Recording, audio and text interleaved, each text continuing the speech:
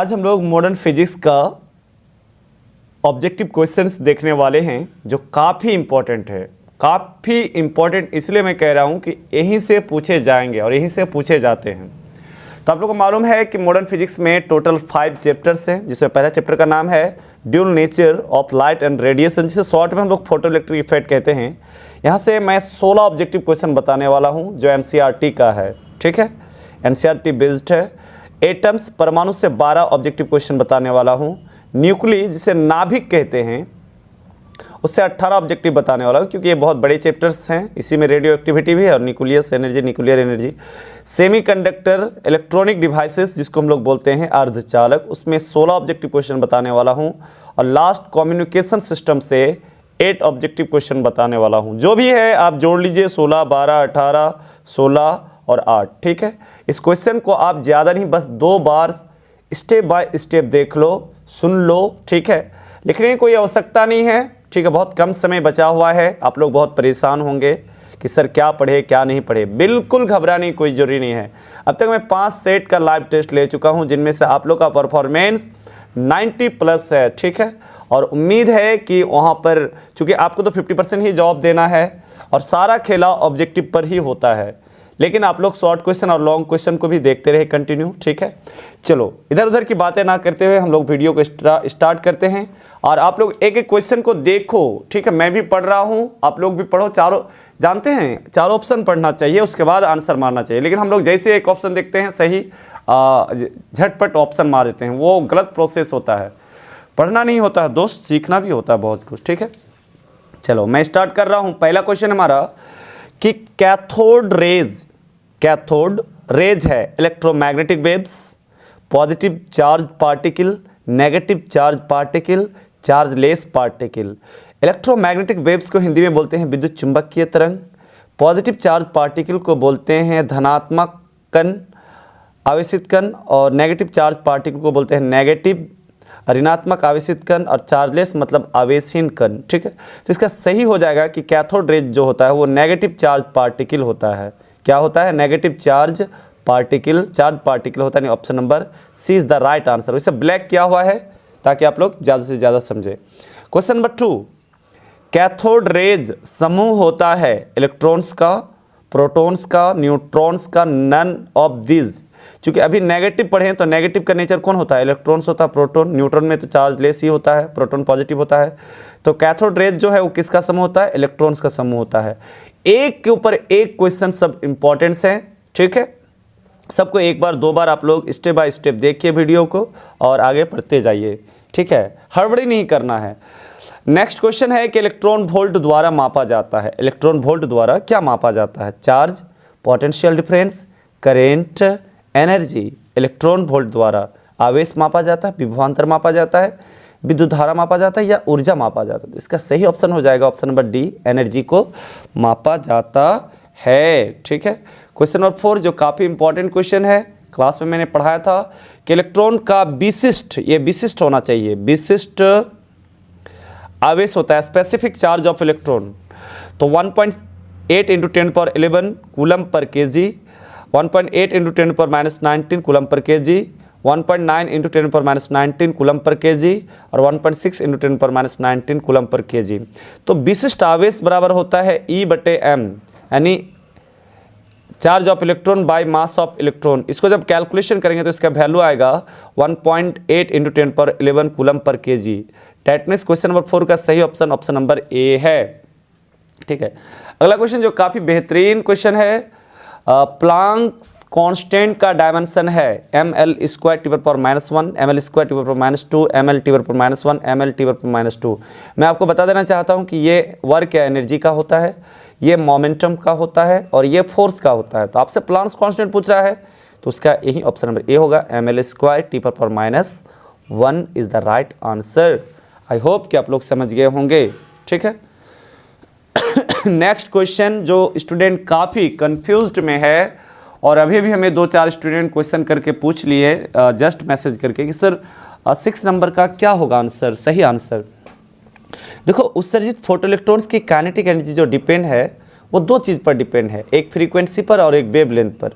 तो intensity of light पर नहीं, वेवलेंथ ऑफ लाइट पर, वर्क फंक्शन पर, नन ऑफ दीज। तो इसका सही ऑप्शन हो जाएगा वेवलेंथ, क्योंकि फ्रीक्वेंसी तो है नहीं ऑप्शन में, तो ऑप्शन नंबर बी है। यहाँ पर मैं लिख चुका हूँ कि उत्सर्जित फोटो इलेक्ट्रॉन्स का जो काइनेटिक एनर्जी है वो डिपेंड है वेवलेंथ और फ्रीक्वेंसी पर डिपेंड्स करता है।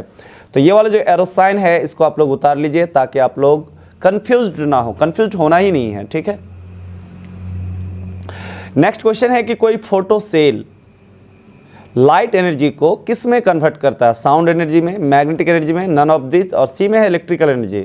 साउंड और मैग्नेटिक का तो दूर दूर तक बात नहीं उठेगा, तो इसका सही ऑप्शन हो जाएगा इलेक्ट्रिकल एनर्जी। आई होप कि आप लोग को समझ में आ रहा है।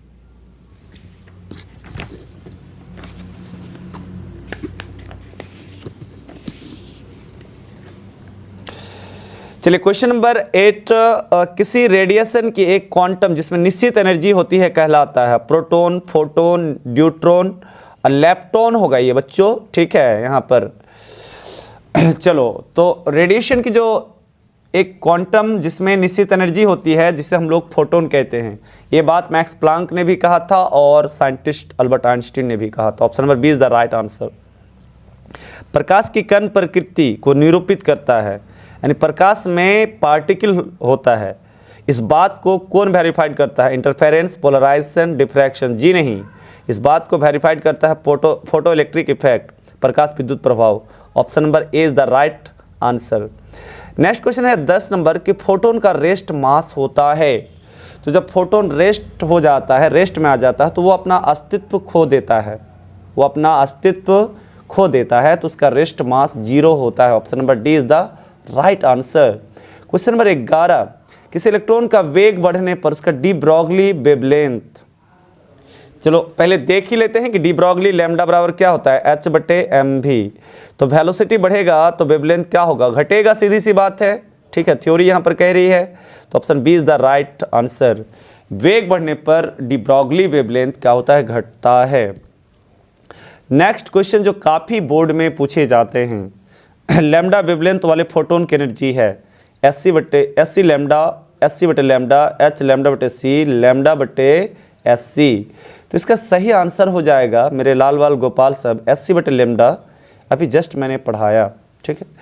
14 नंबर क्वेश्चन कह रहा है कि ड्यूल नेचर ना केवल प्रकाश में होती है, ड्यूल नेचर यानी द्विप्रकृति केवल प्रकाश में नहीं होती है बल्कि द्रव्य कणों जैसे इलेक्ट्रॉन, प्रोटॉन, न्यूट्रॉन ETC में भी होती है। इस सिद्धांत का प्रतिपादन किसने किया था, तो किसने किया था इसको, सर्वप्रथम किसने हाइपोथेसिस दिया था, डी ब्रॉगली ने दिया था। किसने दिया था, डी ब्रॉगली ने।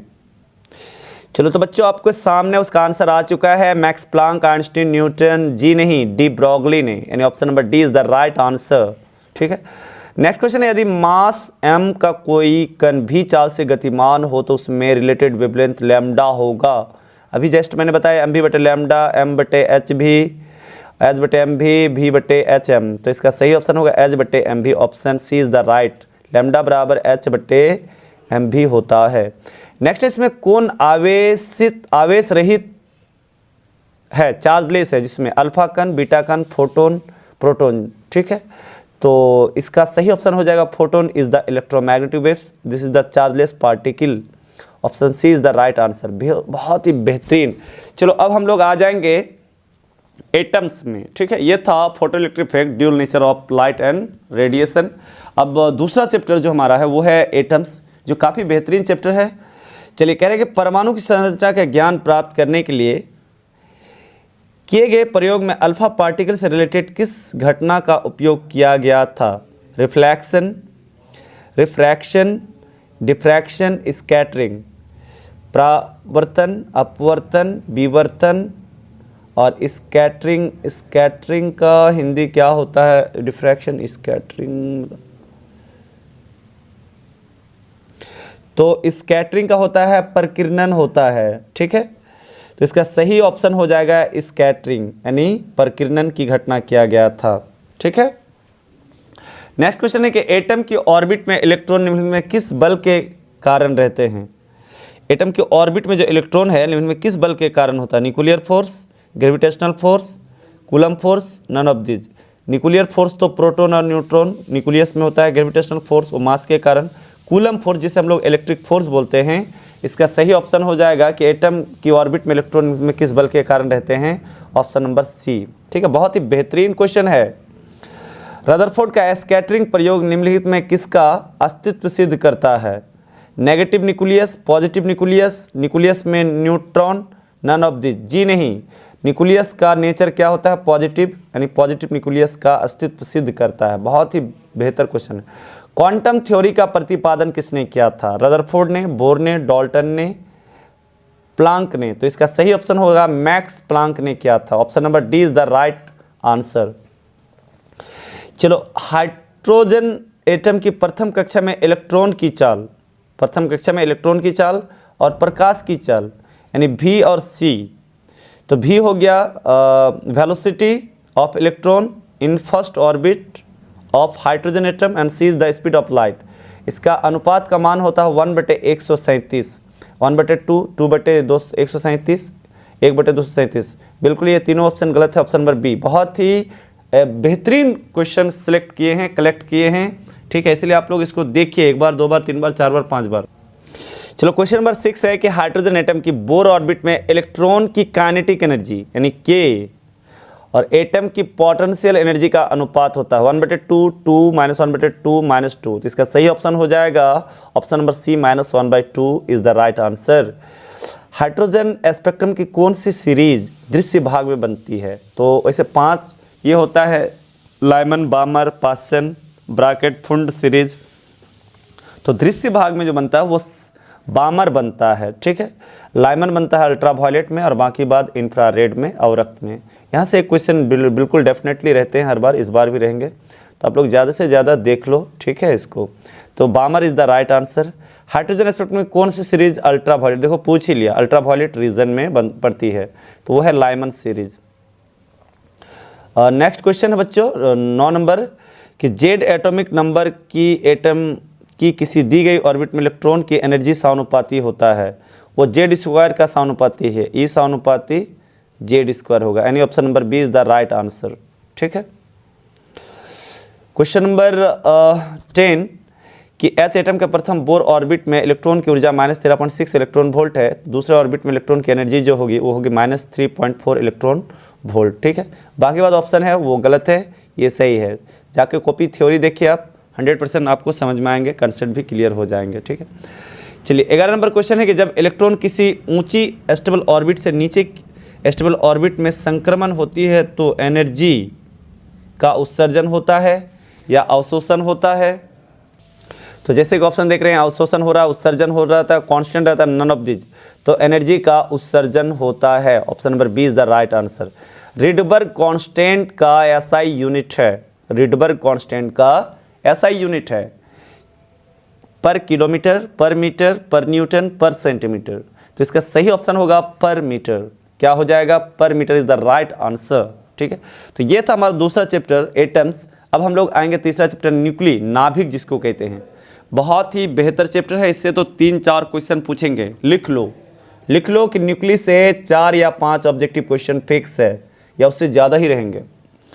एक एलिमेंट के एटॉमिक नंबर Z है और मास नंबर A है, तो न्यूट्रॉन की संख्या क्या होता है? A + Z, A - Z, Z। तो मैंने पढ़ाया था कि n बराबर क्या होता है? Mass number minus atomic number, यानी option number C is the right answer. Atomic number है, एटॉमिक नंबर किसको इंडिकेट्स करता है? न्यूक्लियस में न्यूट्रॉन की संख्या, अल्फा कणों की संख्या, न्यूक्लियस में प्रोटॉन की संख्या, नन ऑफ दिस। तो proton, number of protons in nucleus is called atomic number. ठीक है, option number C is the right answer. Neutron का खोज किसने किया? ठीक है, तो न्यूट्रॉन का खोज Thomson, Rutherford, Niels Bohr, Chadwick, James Chadwick ने किया था। इलेक्ट्रॉन का खोज जे थॉमसन ने किया था। प्रोटॉन का रदरफोर्ड को ही मानते हैं फिजिक्स, लेकिन केमिस्ट्री वाले जो टीचर्स हैं या बुक्स हैं उसमें ज़्यादातर गोल्डस्टीन को ये करता है। ठीक है, नेक्स्ट है कि निम्न में कौन मूल कण नहीं है? इन चारों में से आपको मूल कण देखना है कि कौन नहीं है। Neutron, proton, alpha, electron. Neutron, proton, electron ये तीनों मूल कण है, लेकिन अल्फा जो है वो मूल कण, फंडामेंटल पार्टिकल नहीं है। तो option C is the right answer. किसी एलिमेंट के 2 आइसोटॉप्स के नाभिकों में आवश्यक है? आइसोटॉप्स के लिए न्यूक्लियस में किसकी समान होना, मतलब कि दोनों न्यूक्लियस में ये है, न्यूट्रॉन की समान संख्या, प्रोटॉन की समान संख्या, प्रोटॉन न्यूट्रॉन समान, प्रोटॉन की असमान संख्या। तो सही ऑप्शन होगा प्रोटॉन की संख्या, यानी इसी को कहते हैं एटॉमिक नंबर। एटॉमिक नंबर एक समान होता है लेकिन मास नंबर अलग अलग होता है, तो प्रोटॉन की संख्या समान होना अनिवार्य है। चलो तो बच्चों क्वेश्चन नंबर 6 कह रहा है कि निम्नलिखित में किसे विभाजित नहीं किया जा सकता है, एटम को, पॉजिटिव आयन को, ठीक है, और न्यूक्लियस को, फोटोन को। तो इन तीनों को विभाजित किया जा सकता है बट फोटोन को विभाजित नहीं किया जा सकता है। सही संबंध है m बराबर ई, एम स्क्वायर बराबर ई, एम सी स्क्वायर बराबर ई और m बराबर रूट अंडर ई। तो ये तो बच्चा जानता है, E बराबर एम सी स्क्वायर, सही आंसर। अल्फा पार्टिकल होता है electron, electromagnetic radiation, helium nucleus और हाइड्रोजन न्यूक्लियस। जी नहीं, बिल्कुल हीलियम न्यूक्लियस होता है, इसका जो नेचर होता है अल्फा का वो हीलियम से मिलता जुलता है। तो option number C is the right answer. Next question है कि अल्फा रेज है electromagnetic waves, negative charge particle, positive charge. तो अल्फा का नेचर पॉजिटिव होता है, तो ऑप्शन नंबर सी सही होगा, चार्जलेस पार्टिकल। क्वेश्चन नंबर 10 कह रहा है कि निम्न में कौन इलेक्ट्रोमैग्नेटिक नेचर की नहीं है, यानी 4 ऑप्शन दिया हुआ है, X rays, light rays, gamma rays, beta rays. तो इलेक्ट्रोमैग्नेटिक नेचर, इलेक्ट्रोमैग्नेटिक वेव जो नहीं होता वो बीटा नहीं होता, बाकी बाद एक्सरे भी होता है, लाइट रेज भी होता है और गामा, ये गामा है बच्चों, ठीक है, गामा रेज भी होता है। तो 20 का सही आंसर होगा कि वो जो है इलेक्ट्रोमैग्नेटिक नेचर का नहीं होता है, ठीक है। बीटा कण तेजी से चलने वाला होता है, proton, neutron, electron, none of these. तो इसका सही आंसर होगा सी। सही आंसर क्या होगा? सी, ठीक है। इलेक्ट्रॉन तेजी से चलने वाला एक इलेक्ट्रॉन है जो बार बार पूछे जाते हैं, इसलिए मैं आप लोगों से बार बार कह रहा हूँ, अगर आप मेरी आवाज़ को सुन पा रहे हैं या देख पा रहे हैं, ठीक है, तो मैं आप लोग से बार बार कहूँगा इस वीडियो को 2 बार, 3 बार, 4 बार, 5 बार देखिए। तो 12 नंबर क्वेश्चन है बच्चों कि बीटा कण विक्षेपित होती है ग्रेविटेशनल फील्ड में, ओनली इलेक्ट्रिक फील्ड में, ओनली मैग्नेटिक फील्ड में, इलेक्ट्रोमैग्नेटिक फील्ड में, दोनों में होता है ना। Option number D. जस्ट अभी इसको हम लोग देखे थे क्वेश्चन। निम्नलिखित में किसे महत्तम भेदन क्षमता होता है? एक्स रेज को, कैथोड रेज को, अल्फा रेज को, गामा। सबसे ज़्यादा जो पेनिट्रेटिंग पावर होता है वो गामा का होता है। एक रेडियो समस्थानिक की हाफ लाइफ 5 वर्ष है, 15 वर्षों में क्षय होने वाले पदार्थ के परमाणुओं का अंश होगा। तो इसका हाफ लाइफ अगर 5 वर्ष है तो 15 वर्ष में क्षय होने वाला अंश हो जाएगा 7/8 उसका अंश हो जाएगा, यानी 8 हिस्सा करके 7 हिस्सा अंश हो जाएंगे, ठीक है। नेक्स्ट क्वेश्चन है कि ये नंबरिकल है, ठीक है, पढ़ाया गया था रेडियो एक्टिविटी चैप्टर में। सूर्य का ऊर्जा का कारण है सनलाइन, विखंडन, photo electric effect, radio activity. तो सूर्य में जो ऊर्जा का कारण है वो है सनलाइन, ठीक है, नाभिक के सनलाइन जिसको हम लोग बोलते हैं। स्टूडेंट्स इस क्वेश्चन को लेकर थोड़ा सा कंफ्यूजन हुआ था। देखो निम्न में सबसे अस्थाई कौन है, ठीक है, कम अस्थाई है। बिहार बोर्ड में पूछा गया था कम अस्थाई, तो कम अस्थाई हीलियम होता है, लेकिन सबसे ज़्यादा जो अस्थाई होता है वो आयरन होता है ना, ऑप्शन नंबर डी, ठीक है। यहाँ पर क्वेश्चन प्रॉब्लम में सबसे अस्थाई कौन होता है तो वो आयरन होता है, और कम पूछेगा तो वो हीलियम हो जाएगा, ठीक है। आई होप कि आप लोग समझ गए होंगे। जैसे जैसे मास नंबर बढ़ती है उसी के साथ साथ निम्न में से न्यूक्लियस से संबंधित किस राशि का परिवर्तन नहीं होता है? देखो मास अगर बढ़ती है तो डेंसिटी में कोई परिवर्तन नहीं होता है, ठीक है। मास में परिवर्तन होता है, वॉल्यूम में भी परिवर्तन होता है, बाइंडिंग एनर्जी में परिवर्तन होता है, लेकिन डेंसिटी में कोई परिवर्तन नहीं होता है। नेक्स्ट क्वेश्चन जो काफ़ी बेहतरीन क्वेश्चन है, कह रहा है कि एलिमेंट है कोई एक्स मान लो, और स्टूडेंट यहाँ पर कुछ छुटा हुआ है लग रहा है 208, और यहाँ पर मैं मान लेता हूँ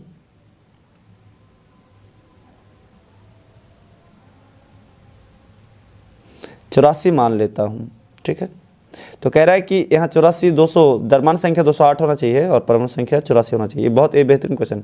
एक अल्फा और बीटा का उत्सर्जन होता है, तो जब अल्फा उत्सर्जन होगा तो द्रव्यमान संख्या में 2 का कमी होगा, लेकिन परमाणु संख्या में 1 क्या हो जाएगा? वृद्धि हो जाएगा। तो डेट मीन्स वाई बराबर कितना हो जाएगा? 83 हो जाएगा, यानी option number C is the right answer, ठीक है। तो अभी हम लोग तीसरा चैप्टर का 18 ऑब्जेक्टिव क्वेश्चन देख रहे थे न्यूक्लियर का। अब हम लोग सेमीकंडक्टर या इलेक्ट्रॉनिक डिवाइसेस, जिसको हिंदी में अर्धचालक इलेक्ट्रॉनिक युक्तियाँ कहा जाता है, जो बहुत ही बेहतरीन चैप्टर है, यहाँ से भी 4 या 5 ऑब्जेक्टिव क्वेश्चन पूछे जाएंगे। सेमीकंडक्टर में विद्युत चालकता का कारण है केवल इलेक्ट्रॉन, केवल हॉल, छिद्र। चलो तो बच्चों अब हम लोग इलेक्ट्रॉनिक डिवाइसेस का देखेंगे कि सेमीकंडक्टर में विद्युत चालकता का कारण है केवल इलेक्ट्रॉन, केवल हॉल, इलेक्ट्रॉन हॉल दोनों, नन ऑफ दीज। तो इसका सही ऑप्शन हो जाएगा सी। सेमीकंडक्टर एक होता है इंट्रिंसिक, एक्सट्रिंसिक, जिसे हम लोग N type, P type semiconductor कहते हैं। तो इसमें दोनों जिम्मेदार है, हॉल्स भी और इलेक्ट्रॉन्स भी। परम शून्य ताप पर किसी शुद्ध अर्धचालक सेमीकंडक्टर की जो विद्युत चालकता होती है वो क्या होता है, उसकी जो कंडक्टिविटी होता है वो 0 होती है। ठीक है, परम शून्य ताप पर, क्योंकि टेम्परेचर का मान क्या होता है 0। और ऐसा सिचुएशन में जो सेमीकंडक्टर है वो इंसुलेटर का तरह बिहेव करने लगता है। ठीक है, मैंने बताया था क्लास में आप लोग को। तो option A is the right answer. Next question है कि ताप बढ़ने पर अर्धचालक सेमीकंडक्टर का प्रतिरोध, देखो ताप बढ़ेगा तो प्रतिरोध का मान घटेगा, प्रतिरोध का मान क्या होगा, घटेगा। ठीक है,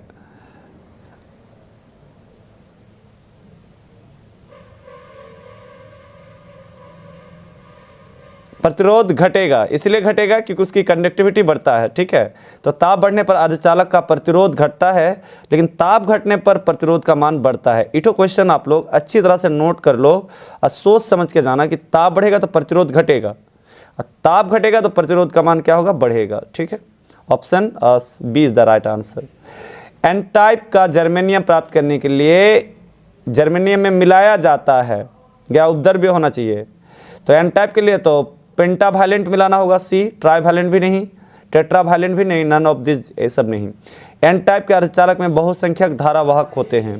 तो एन टाइप में इलेक्ट्रॉन्स जिम्मेदार होते हैं। ठीक है, चलिए 6 नंबर क्वेश्चन कह रहे हैं पी टाइप के अर्धचालक में बहुसंख्यक धारावाहक होते हैं, तो इसके लिए जिम्मेदार होते हैं हॉल्स, इलेक्ट्रॉन, फोटोन, प्रोटॉन। ऐसा नहीं है क्या यार पट पट पट पढ़ के चले गए, खरी 4 ऑप्शन पढ़ना होगा। उसके बाद पी टाइप के लिए जिम्मेदार कौन होते हैं, हॉल्स होते हैं। और गेट के लिए बुलियन व्यंजक होता है, ए प्लस बी बराबर वाई, ए इंटू बी बराबर जीरो नहीं होना चाहिए, वाई होना चाहिए, और ए बार इक्वल टू ये, वाई बराबर ए इंटू बी बार, तो ए प्लस बी बराबर वाई होता है। Option number is the right answer. NOR gate के लिए बुलियन व्यंजक होता है, इसका सही देखो यहाँ पर ऑप्शन मिस्टेक है थोड़ा सा। ए इंटू बी बराबर वाई, ए प्लस बी बराबर वाई, ए इंटू बी बराबर वाई और ए इंटू बी, तो ये 2 जगह यहाँ प्लस होना चाहिए बच्चों। ठीक है, ए प्लस बी बार क्या होगा, वाई होगा। तो नॉर और नॉट गेट, तो option number D is the right, AND A plus B bar बराबर वाई होगा। नैन गेट के लिए तो इसमें एंड और ये, तो option number A into B bar बराबर वाई हो जाएगा। बेसिक गेट्स हैं जिसे फंडामेंटल गेट्स या मूल गेट कहते हैं। ठीक है, तो जिसमें और एंड और नॉट है, तो एंड और, नैंड नॉर, और नॉट और एंड नॉट, तो option number D is the right answer. कह रहे हैं कि डेसिमल नंबर 25 का बाइनरी होगा, तो 25 का बाइनरी होगा आप लोग को मालूम है 2, तो यहाँ 12 दूना 24, 1 फिर 2 6, 0 आ जाएगा, फिर 2 3 आ जाएगा 0, फिर यहाँ पर 2 1 आ जाएगा 1, तो इसका हो जाएगा 1 1 0 0 1, तो 1 1 0 0 1, and option number C is the right answer. बताए थे निकालने के लिए। पूर्ण तरंग दिष्टकरण में, पूर्ण तरंगी दिष्टकरण में यदि निवेश आवृत्ति 50 हर्ज है तो निर्गम आवृत्ति होगा। इनपुट अगर 50 है तो आउटपुट 100 फ्रीक्वेंसी होगा, यानी option number B is the right answer. Binary digit 10101 का दशमलव पद्धति होगा। चलो निकालने के लिए बताए थे कि 1 इंटू 2 पर पावर 4 प्लस 0 इंटू 2 पर पावर 3 प्लस 1 इंटू 2 पर पावर 2, 0 इंटू 2 पर पावर 1 और प्लस 1 इंटू 2 पर पावर 0, तो 2 4 8 16 हो जाएगा, ये तो 0 हो जाएगा, ये 4 हो जाएगा और ये हो जाएगा यहाँ पर 1, तो इसका 21 राइट आंसर हो जाएगा। ठीक है, ये सब तो निकालने के लिए हम सिखाए थे आप लोग को। चलो नेक्स्ट 14 है कि डायोड का उपयोग करते हैं एक प्रवर्धक की भांति, दोलत्र की भांति, दिष्टकारी होगा स्टूडेंट, दिष्टकारी की भांति, मॉड्यूलेटर की भांति, तो इसका सही आंसर हो जाएगा सी हो जाएगा। ठीक है, दिष्टकारी के रूप में प्रयोग किया जाता है। फॉरबिडेन एनर्जी गैप की चौड़ाई अधिकतम होता है मेटल यानी कंडक्टर में, सेमीकंडक्टर में, इंसुलेटर में। मैंने बताया था कि कंडक्शन बैंड और वायलेंस बैंड के बीच जो गैप होते हैं उसी गैप को ही फॉरबिडन एनर्जी गैप कहा जाता है। तो सबसे ज़्यादा किस में होता है? सी में होता है। ठीक है, नेक्स्ट है 16 नंबर की, एक ट्रांजिस्टर के धारा नियंत्रक अल्फा तथा बीटा है, तो बीटा ग्रेटर देन 1 होता है और अल्फा लेस देन 1 होता है। इसका सही ऑप्शन हो जाएगा बी। बाकी बात आप ऑप्शन पढ़ सकते हैं। नेक्स्ट है हमारा question chapter number 5 and last, ध्यान दो सबको ही। कह रहा है वाहक रेडियो तरंगों पर किसी सूचना के अध्यारोपण की प्रक्रिया, ठीक है, वाहक तरंगों पर किसी सूचना के अध्यारोपण की प्रक्रिया कहलाता है मॉड्यूलेशन कहलाता है। वी मॉड्यूलेशन नहीं होगा, डी मॉड्यूलेशन, मॉड्यूलेशन होगा, ऑप्शन नंबर बी होगा इसका। ठीक है, यहाँ पर ब्लैक सी किया हुआ है बाय मिस्टेक। वाहक तरंगों यानी ढोने वाले तरंगों पर किसी सूचना को जब हम अध्यारोपित कर देते हैं, सुपरपोज कर देते हैं, ठीक है, सुपरपोजिशन की प्रक्रिया कर देते हैं, तो उसको प्रक्रिया को मॉड्यूलेशन कहते हैं। टीवी प्रसारण के लिए आवृत्ति प्रास का मान होता है 30 से 300 megahertz. Option number C is the right answer. संचार व्यवस्था में रेडियो तरंगों का प्रेषक किसके द्वारा होता है? भू तरंगे, आकाश तरंगे, अंतरिक्ष तरंगे और सभी। तो संचार व्यवस्था में रेडियो तरंगे तीनों के द्वारा होता है, यानी सभी ऑप्शन हो जाएगा। आयाम मॉड्यूलेशन सूचकांक, ठीक है, एम्पलीट्यूड मॉड्यूलेशन इंडेक्स का जो वैल्यू होता है वो 0 से लेके 1 के बीच होता है और काफ़ी इंपॉर्टेंट क्वेश्चन है, आप लोग इसको देख लीजिएगा। चलो, तो मैंने अभी कहा कि 0 और 1 के बीच होता है, तो ऑप्शन देख लो A B C D, तो यहाँ ऑप्शन मिल रहा है सी में।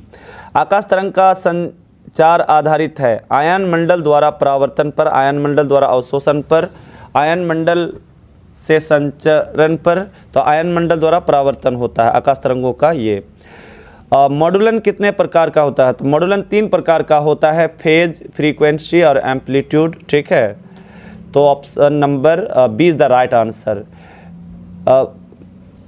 यहाँ पैक्स नहीं होना चाहिए था स्टूडेंट, यहाँ फैक्स होना चाहिए था, और इसका पूरा नाम होता है फेसिमाइल टेलीग्राफी होता है, जो काफ़ी इंपॉर्टेंट है, कई बार पूछा गया है बोर्ड में। Option number B. Last question कि पृथ्वी किस स्थान पर एक टीवी प्रेषण टावर की ऊंचाई? अभी जस्ट इस क्वेश्चन को कई बार बताए थे हम सेट में कि डी बराबर होता है √2r/h होता है, तो जहाँ 2r यानी रेडियस ऑफ ये, तो 6400 किलोमीटर यानी 10⁻³ आ जाएगा, और यहाँ पर हो जाएगा आपका h का मान 245 है, तो 245 गुना 2 तो हो जाएगा यहाँ पर 490, ठीक है, और 6400 गुना 10⁻³ तो 49 का 7 हो जाएगा, 1 0 1 कर दो, 8 8 64 8 3 0 3 0, तो 10⁻³ हो जाएगा, तो 856 इंटू 10⁻³